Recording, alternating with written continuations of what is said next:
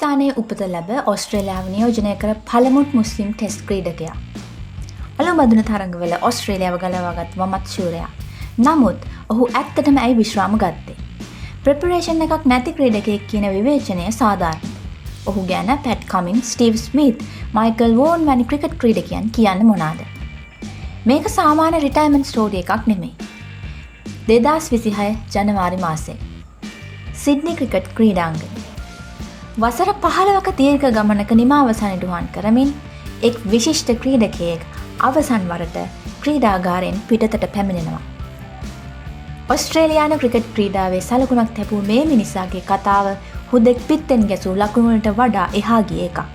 අද අපි කතා කරන්නේ බාධක ජයගෙන ක්‍රිකට් ලොව ජයගත් උස්මාන් ඛවාජාගේ කතාව. උස්මාන් ඛවාජා උපත ලැබුවේ පාකිස්තානයේ ඉස්ලාමාබාද් නගරයේ. වයස අවුරුදු 5දී තම දෙමව්පියන් සමග ඔහු ඔස්ට්‍රේලියාවට සංක්‍රමණය වෙනවා. සාමාන්‍යයෙන් ක්‍රිකට් ලැබි රටක් වුණත් ඔස්ට්‍රේලියානු ක්‍රිකට් සංස්කෘතිය තුළ වෙනස් වීම ලේසි දෙයක් නෙවෙයි. ඒ වෙනස්කම නම, ආගම, සංස්කෘතිය, පෙනුම මේ වගේ දේවල් නිසාම ඛවාජාගේ ගමන සාමාන්‍ය ක්‍රිකට් ක්‍රීඩකයෙකුගේ ගමනක් වුණේ නැහැ. නමුත් තමන් සතු සුවිශේෂී දක්ෂතාවය නිසාම 2011 වසරේදී ඔහු ටෙස්ට් වරම් දිනා ගන්නවා. 2011 වසරේදී සිඩ්නි ක්‍රිකට් ක්‍රීඩාංගණයේදී එංගලන්තයට එරෙහිව ඔහු තම පළමු ටෙස්ට් තරඟය ක්‍රීඩා කරනවා. ඒ ඔස්ට්‍රේලියානු ටෙස්ට් ඉතිහාසයේ පළමු මුස්ලිම් ක්‍රීඩකයා ලෙසයි. එදා ඔහු නොදන්නා දෙයක් තිබුණා. එම ක්‍රීඩාංගණයම ඔහුගේ අවසන් ටෙස්ට් තරඟයක් වෙයි කියලා. ESPN ක්‍රික් ඉන්ෆෝ අනුව උස්මාන් ඛවාජාගේ කැරියර් එක ප්‍රමාද වී පරිණත වුණ ඒ දීර්ඝ කාලයක් ක්‍රීඩා කළ එකක්. ඛවාජා කියන්නේ ඉවසීම සහ තාක්ෂණය අතින් ඉතා ඉහළ මට්ටමක සිටි පිටිකරුවෙක්. ටෙස්ට් තරඟ 80කට වඩා වැඩි, ලකුණු 6200කට වඩා වැඩි, ශතක 16ක්, සාමාන්‍ය 43ට ආසන්නයි. නමුත් දත්තවලට වඩා වැදගත් දෙයක් තිබුණා. ඒ තමයි පීඩන අවස්ථාවල ඔහුගේ පිටිහරණය. සිඩ්නි ක්‍රීඩාංගණයේ අලුබඳුන තරඟයක ඉනිම් දෙකේම ශතක 2ක්. ඒක අලුබඳුන ඉතිහාසයේ සිඩ්නි ක්‍රීඩාංගණයෙන් වාර්තා වුණ වටිනාම ශතක 2ක් ලෙස විස්තර කරනවා. විශේෂයෙන්ම 2023 ලෝක ටෙස්ට් ශූරතාවලිය ඉන්දියාවට එරෙහිව ජයග්‍රහණය කිරීමට ඔහු ලබා දුන් දායකත්වය අතිමහත්. එම තරඟාවලිය වැඩිම ලකුණුලාභියා වූ ඔහු වයසින් මුහුකුරා යද්දී වඩාත් ප්‍රබල වන පිටිකරුවෙකු බව ලොවටම පෙන්වා දුන්නා. ඒ වගේම ඔහු ශ්‍රී ලංකාවට එරෙහිව ලකුණු 232ක් රැස් කළා. ඔයාලට මතකද? දඟ කැවෙන ආසියානු තනතිරුවල ඔස්ට්‍රේලියානු පිටිකරුවෙකු ක්‍රීඩා කළ අතිශය දුෂ්කර ඉනිමක් ලෙස ඒ ඉනිම සැලකෙනවා. ඛවාජා ප්ලග් ඇන්ඩ් ප්ලේ බැටර් කෙනෙක් කියලා හඳුන්වනවා. ඒ කියන්නේ ආරම්භක පිටිකරුවෙකු ලෙස අංක 3, අංක 5 වගේ ටීම් එකට අවශ්‍ය තැන ඔහු ෆිට වෙනවා. ඛවාජාගේ ක්‍රිකට් ගමන සුමට එකක් නෙමෙයි. එය මල් පාවාඩ එළු එකක් වුණේ නැහැ. ඔහු ක්‍රීඩාංගණය ඇතුළත වගේම පිටතදී දැඩි විවේචන වලට මුහුණ දුන්නා. ඔහු පැහැදිලිව කියනවා සමහර විවේචන කවදාවත් ක්‍රිකට් ගැන නෙවෙයි. ඒ මම කවුද කියන එක ගැන. පර්ත් ටෙස්ට් තරඟයේදී ඛවාජාගේ කොන්දේ ආබාධයක් තිබුණ අවස්ථාවේ ඔහුට විවේචන එනවා. පුහුණුවෙන් වෙනුවට ගොල්ෆ් ක්‍රීඩා කිරීම බැලෑරුම් ලෙස සලකන්නේ නැතිකම වගේ දේවල්. ඛවාජා මේට ප්‍රතිචාර දක්වන්නේ දැඩිව. ඔහු කියන්නේ මේ වගේ විවේචන අනිත් ක්‍රීඩකයන්ට එල්ලුනේ නැහැ. ඒක දෙවිදියට සැලකීමක් කියලයි. ඔහු සමුගැනීම ප්‍රකාශ කරන මාධ්‍ය හමුවේදී කියනවා මාව හසුරවන්න හදන්න එපා. මම අත්විඳ දේ දන්නේ මම විතරයි කියලා. ඔහුගේ මේ සමුගැනීමේ කතාව ඔස්ට්‍රේලියානු ක්‍රිකට් ඉතිහාසයේ වඩාත්ම අවංක විශ්‍රාමික කතාවලින් එකක් ලෙස හඳුන්වලා තියෙනවා. ඛවාජාගේ ක්‍රිකට් ජීවිතේ විවාද රැසක් තිබුණා. විශේෂයෙන්ම ඔහුගේ සූදානම සහ කැපවීම ගැන මාධ්‍ය මගින් එල්ල වූ විවේචන පිටුපස ජාතිවාදී ස්වභාවයක් ඇති බව ඔහු විවෘතව ප්‍රකාශ කළා. ෂේන් වොන් වැනි ප්‍රවීණයන් සමග ඇති වූ මත ගැටුම් පවා ඔහු සිය ඉවසීමෙන් පාලනය කරගත්තා.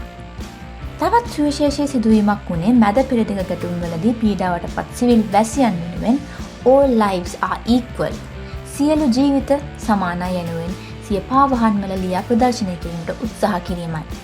ICC එයට අවසර නොදුන්නත් තමන් විශ්වාස කරන දේ වෙනුවෙන් පෙනී සිටීමට ඔහු බිය වුණේ නැහැ. මානුෂීය හේතුවකට කළුපටි පැලඳීම, ICC නීති උල්ලංඝනය කිරීම වැනි චෝදනා, මාන්ද සමග උණුසුම් කතා බහ ඒ අතර වෙනවා. නමුත් ඔහු කිසි දිනක කියලා නැහැ විරුද්ධව කතා කිරීම නිසා Taman දුක් වූ බවක්. ඔහු කියන්නේ ලකුණු වලට වඩා ක්‍රිකට් විශාලයි. ක්‍රීඩකයන් කියන්නේ මිනිස්සු මිසක් මැෂින් නෙමෙයි කියලා. ඔස්ට්‍රේලියානු ක්‍රිකට් කණ්ඩායමේ නායක පැට් කමින්ස් කියන්නේ උස්මාන් සංසුන්කම පන්තිය සහ ධෛර්යය ගෙනාවා. ඔහු ඩ්‍රෙසින් රූම් එකේ සංස්කෘතිය වෙනස් කළා. ස්ටීව් ස්මිත් කියන්නේ ඔහුගේ සූදානම් පිළිබඳ විවේචන අසාධාරණයි.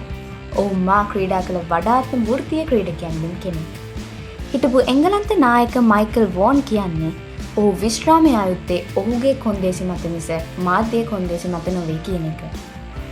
ඉන්දිය කණ්ඩායමේ හිටපු ආරම්භක පිටිකරු ශිඛර් ධවන් කියන්නේ ඔබ බොහෝ දෙනෙකුට මඟ පෑදුවා. දේශ සීමා ඉක්මවා ඔබට ගෞරව කරනවා යන්නේ. හිටපු ඔස්ට්‍රේලියානු ක්‍රීඩක සයිමන් කැටිච් කියන්නේ කවාජා ලකුණු වලට වඩා ශක්තිමත් බවකින් යුක්තයි කියලා. මෙවැනි අදහස් එක දෙයක් පෙන්නනවා. ක්‍රීඩා පිටින් පිටත අය ඔහුට මොන විවේචනය කළත් ක්‍රීඩා පිටිය තුල සිටින අය ඔහුට ගෞරව කරන බව. 2026 අලුබදින තරඟාවලියේ 5 වන තරඟය ඔහුගේ අවසාන තරඟය වුණා. ඔස්ට්‍රේලියාව 4-1 ලෙස තරඟාවලිය ජය ගනිද්දී එංගලන්ත ක්‍රීඩකයන් ඔහුට ගෞරව ආචාරයක් පුද කළා. ඒ ප්‍රතිවාදීන් පවා ඔහුට දැක්වූ ගෞරවය කියාපාන අවස්ථාවක්. පිටියෙන් සමුගන්නා විට ඔහු දැස්වල කඳුරු පුලවාගෙන සිටියේ නැහැ. ඒ වෙනුවට ඔහු සිනහවෙන් යුතුව ඔස්ට්‍රේලියානු ක්‍රිකට් ක්‍රීඩාව අලුත් මාවතකට ගෙන ගිය තෘප්තියෙන් සමුගත්තා. උස්මන් කවාජා දැන් හැර යන්නේ ලකුණු විතරක් නෙවෙයි. ඔහු හැර යන්නේ නියෝජනාත්මක බව, සමානාත්මතාවය, සුළුතරේ හඬ, බය නැතුව කතා කරන ගුණය.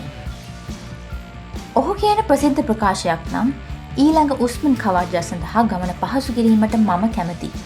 ඒක ක්‍රිකට් ක්‍රීඩාව සම්බන්ධයෙන් සමාජයට වැදගත් පණිවිඩයක්. උස්මාන් කවාජා බොහෝ දේවල ආරම්භකයෙක්, සටන් කාමියෙක්, අලංකාර පිතිකරුවෙක් හා අවංක හඬක් ලෙස දැන් හැඳින්වෙනවා. ඒ අනුව අපට දැනගන්න ලැබෙන්නේ උස්මාන් කවාජා කියන්නේ හුදෙක් ක්‍රිකට් ක්‍රීඩකයෙක් විතරක් නෙවෙයි. ඔහු ඔස්ට්‍රේලියාව වෙසෙන දහස් සංඛ්‍යාත සංක්‍රමණික දරුවන්ට තමන්ගේ හීන ජය ගන්න පාර කියා දුන් පූර්වාදර්ශයක්. තමන්ගේ අනන්‍යතාවය රැකගෙන අයුක්තියට එරෙහිව කතා කරමින් ක්‍රීඩාවේ ඉහළටම යා හැකි බව ඔහු ඔප්පු කළා. ඔහු ඔස්ට්‍රේලියානු ක්‍රිකට් වලට ඉතිරි කළ මතකයන් හැමදා අමරණීයයි. තවත් මෙවැනි ක්‍රිකට් තොරතුරු දැනගන්න අපේ channel එක subscribe කරන්න. ඕගොල්ලෝ උස්මන් කවාජා ගැන හිතන්නේ මොකක්ද? පහලින් කමෙන්ට් කරන්න.